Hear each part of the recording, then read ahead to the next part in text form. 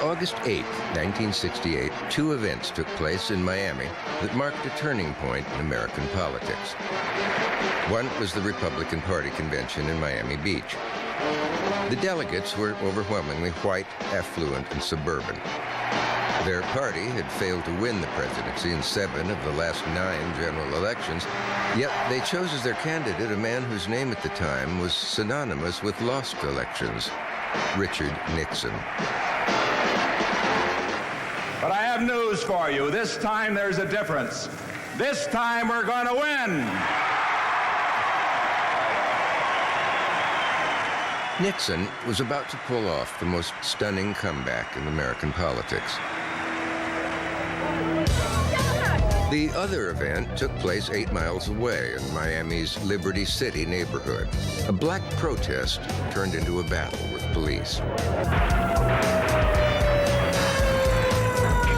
In 1968, America looked like a country at war with itself. Its cities were in flames. Its university campuses were battlegrounds. Its leaders were the targets of assassins. 2 Americas were emerging from the mayhem.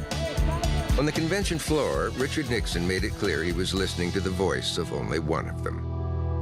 It is the voice of the great majority of Americans, the forgotten Americans, the non-shouters, the non-demonstrators. This, I say to you tonight, is the real voice of America. Nixon brought down the curtain on the liberal 60s that night. He ushered in a long period of polarization that would define the political culture for decades to come. How he did it is the flip side of the 60s story.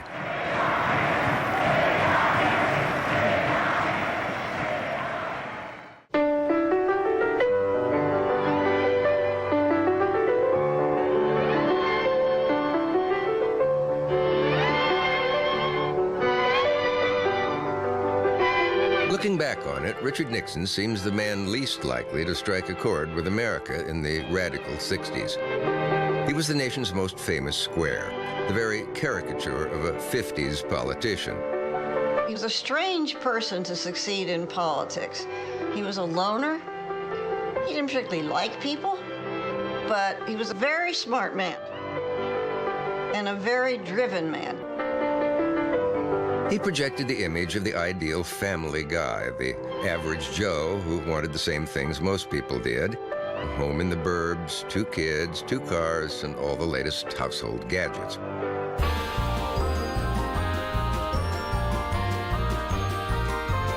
America in the prosperous post-war 50s was a nation spellbound by consumer goods. An expanding middle class was always trying to keep up with the Joneses. Dick Nixon had come from humble beginnings and understood their aspirations well. Richard Nixon always had a very interesting and intimate relationship to consumerism as a mood. When he ran for Congress, his campaign office would sell things like toasters and clocks and small appliances at cost. During his Senate campaign, you could win a prize if you answered the phone, "Win with Nixon," kind of like a radio station. And this kind of consumerism was very much at the heart of his appeal.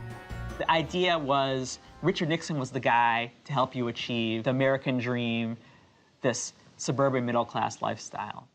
This kind of hucksterism made liberals so uncomfortable, it made them cringe. But it didn't make all Americans cringe. But there was another Nixon, the political hatchet man who would stop at nothing to get ahead.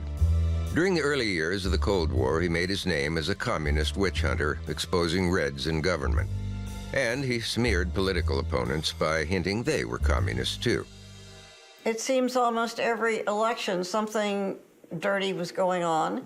When he ran for the Senate against Helen Gahagan Douglas, Nixon ran against her as the Pink Lady, pink meaning communist. And this was rather vile. It earned him the name that would dog him the rest of his career, Tricky Dick. You either loved him or you hated him. He was that kind of a politician. He was a man who wanted the job fiercely, and he would do anything he could to get that job. He was a congressman by the time he was 33. He was a senator by the time he was 37. He was like a rocket. He was like a meteor. He was like a satellite in orbit. But when Dwight Eisenhower tapped him as his running mate in 1952, Nixon's enemies saw a chance to get even. They accused him of taking illegal campaign gifts.